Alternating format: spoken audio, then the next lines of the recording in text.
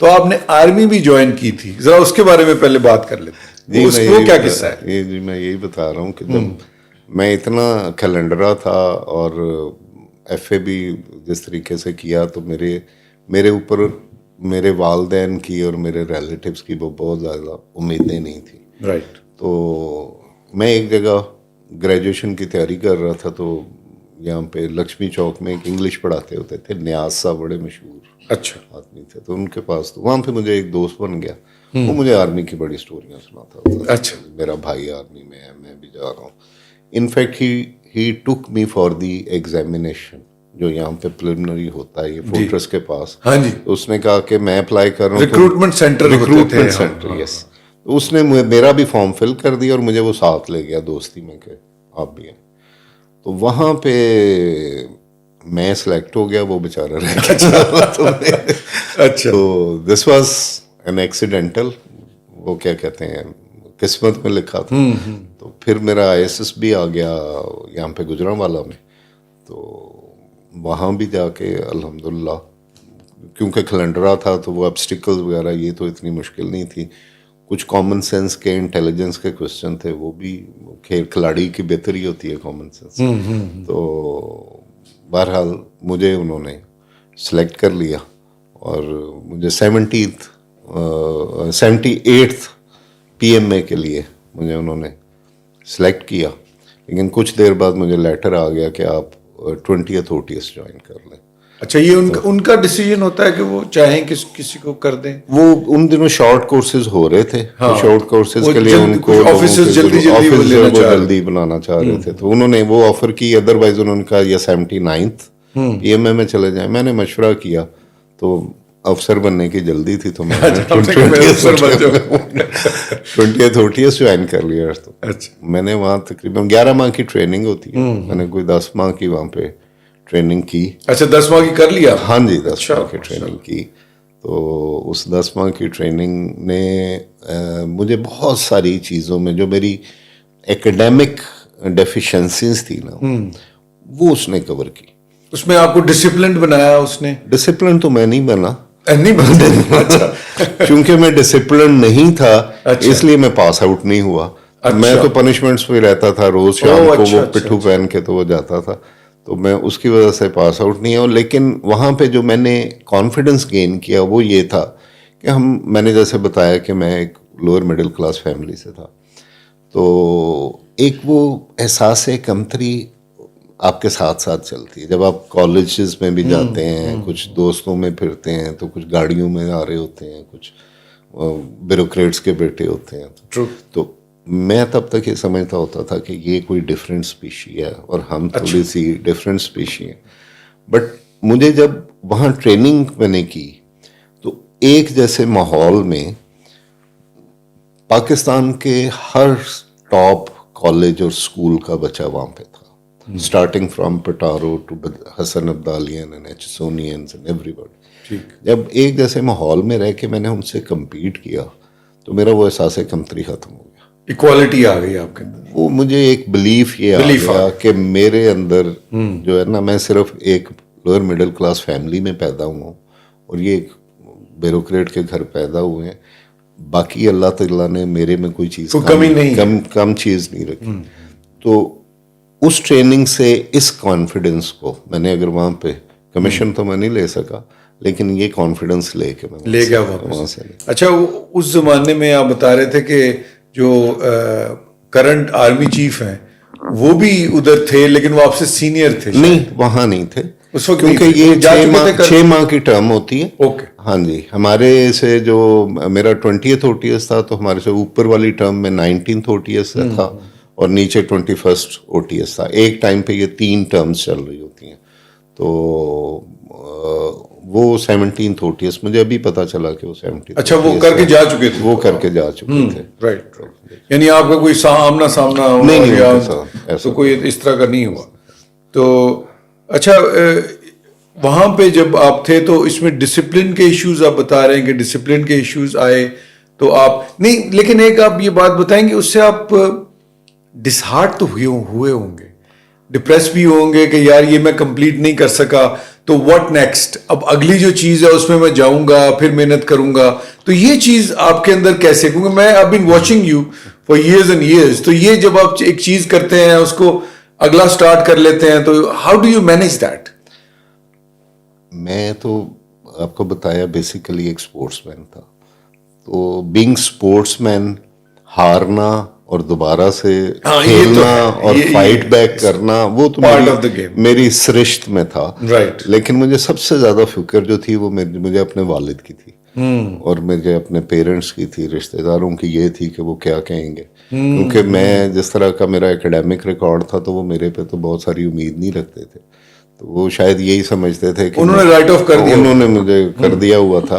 वालिद साहब को एक उम्मीद की किरण जागी थी कि मेरा बेटा आर्मी ऑफिसर बन जाएगा। मुझे सबसे ज्यादा खौफ था कि मैं उन्हें फेस कैसे करूंगा। He was quite disheartened. तो मुझे सिर्फ मेरी ये परेशानी थी और कोई परेशानी नहीं थी।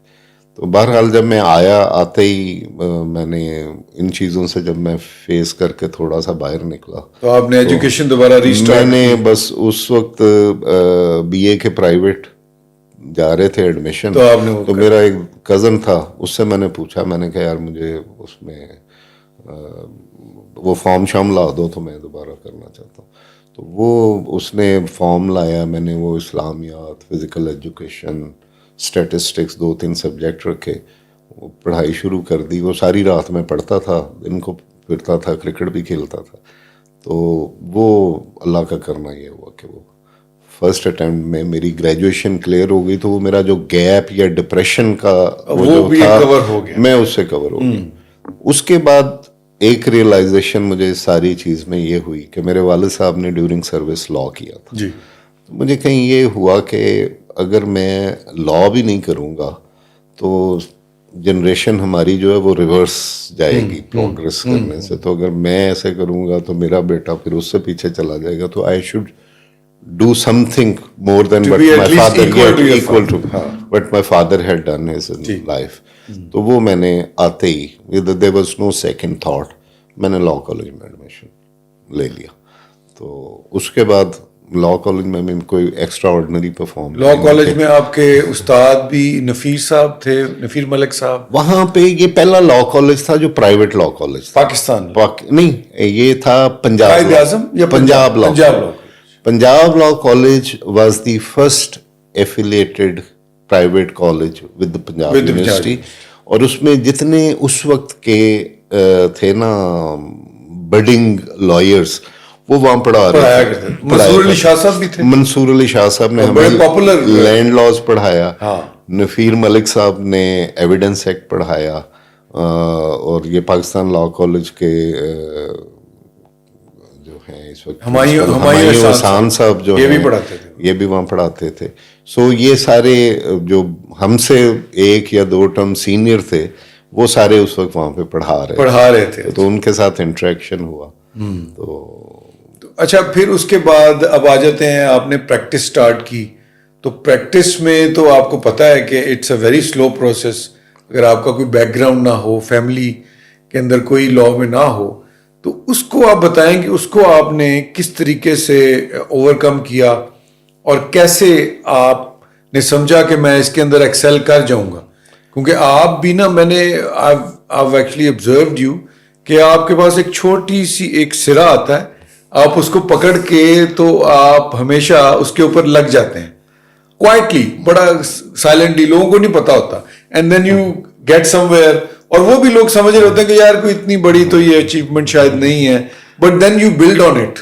ये आप जरा उसको अपने अल्फाज में बताइए कि कैसे। मैं अब लॉ करने का तो मेरा प्रोग्राम बन गया था, मैं करना चाहता था, लेकिन प्रैक्टिस करने की अभी मेरे ज़हन में ऐसी कोई ख्वाहिश या प्रोग्राम नहीं था। लेकिन जब मैंने LLB के एग्ज़ाम दिए तो FEL और LLB के दौरान मैंने मुख्तलिफ जगह जॉब्स के लिए भी अप्लाई किया।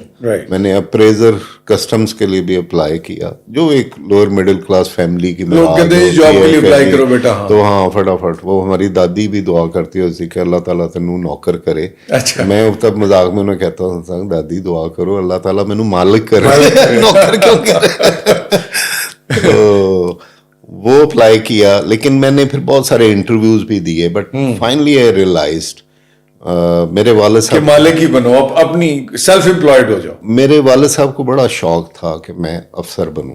اچھا. تو انہوں نے مجھے آفر کی کہ تم, جب میں بھی LLB کا ایگزام دے رہا تھا, کہ تم CSS کرو, میں تمہیں نئی گاڑی لے کے دوں گا, اور جتنی دیر CSS کی تیاری کرو گے تمہیں اتنی پاکٹ منی دوں گا. اچھا. I started. میں ادھر قائد اعظم یہ جو لائبریری جو مال پہ ہے وہاں پہ جانا, وہاں پہ وہ سارے بڑے لوگوں نے ایگزام وہاں پہ جا کے میں نے کرنا شروع کر دیا. وہاں پہ دوستیاں ہوئیں ان لوگوں سے, کچھ وہ بھی آتے تھے جو CSS کر جاتے تھے, کچھ کر رہے ہوتے تھے, وہ سارے مڈل کلاس فیملی کے زیادہ لوگ ہوتے. تو جب ان کے ساتھ میں نے انٹریکٹ کیا, جو کر گئے ہیں, جو آ گئے ہیں, تو پھر مجھے کیوریاسٹی ہوئی کہ آپ افسر بن کے آپ کا ایک وہ سوشل سٹیٹس تو ایلیویٹ ہوتا ہے, فائنینشلی اکنامکلی آپ کیسے ڈیل کرتے ہیں. تو مجھے وہاں پہ یہ ریئلائز ہوا کہ اگر آپ لوئر مڈل کلاس سے جاتے ہیں تو دوسرے طریقے کو آپ اوائڈ نہیں کر سکتے. تو وہ میرا جب LLB کا رزلٹ آ گیا تو میں نے والد صاحب نے مجھے آبزرو کیا کہ یہ اب لائبریری نہیں جا رہا. تو مجھے کہتے ہیں کہ تم تیاری نہیں کر رہے CSS. میں کہا جی میں نے پریکٹس کرنی. کہتے ہیں کیوں؟ میں نے وہ اعتزاز احسن صاحب کا دینا ایگزامپل کوٹ کی کہ ہی ٹاپڈ, سول سروس چھوڑ گئے, سول سروس انہوں نے جوائن نہیں کی, انہوں نے کہا don't want to pledge my abilities. تو میں نے کہا جی میں اب والد صاحب ناراض تھے, خاموش ہو گئے. ناراضگی تو تھی لیکن خاموش ہو گئے. تو ایک دن میرے کزن نے پوچھا ان سے کہ یہ نہیں کر رہے CSS کی تیاری. تو انہوں نے, میں بھی سامنے بیٹھا تھا, تو تنزن انہوں نے کہا کہ نہیں, یہ کہندا میں اعتزاز احسن بننا. اچھا. ہی ڈڈ ناٹ, وہ خوش نہیں تھے میرے اس فیصلے سے. میں فائنلی جب میں فائنانس سیکرٹری کا الیکشن جیتا ہوں نا, تو ہی آپ نے دیکھا ہوگا, آپ نے میرے ساتھ الیکشن لڑا, تو وہ میرے الیکشن والے دن پورا دن وہاں پہ بیٹھے. تو اچھا تھے وہاں پہ بیٹھے دعائیں کرتے رہے اور لوگوں سے ریکویسٹ بھی کرتے رہے. تو دیٹ ڈے ان کا رول ہے ویسے, اس کا مطلب کم از کم دعائیں اور خواہشات وہ آپ کے لیے ہمیشہ نہیں, کچھ میں ڈفرینٹ کروں. وہ پھر انہوں نے جو ہے نا, مجھے جب میں فائنانس سیکرٹری بناؤں نا, تو انہوں نے مجھے وکیل ایکسیپٹ کیے. اچھا. دین ہی یوزڈ ٹو انٹروڈیوس می کہ میرا بیٹا وکیل ہے. اچھا اچھا. اس سے پہلے سیریسلی نہیں لیتے تھے. پہلے انہوں نے دیکھے ہوئے تھے کچہری میں وکیل. تو میں صبح جب 9-10 بجے گھر سے نکل کے جاتا تھا تو مجھے ڈانٹ پڑتی تھی, اور since he was in police تو وہ along with تو وہ مجھے پڑھتی تھی. اور والدہ کو بھی کہتے انہیں کٹا پریکٹس کرنی ہے, کچہری سویرے 6 بجے وکیل جا کے کھلوتے ہوتے ہیں, کلائنٹ کے رہنا 9 بجے کرو نکلتا. میں نے سمجھانا جی میں نے ہائی کورٹ کی پریکٹس کرتا ہوں, میں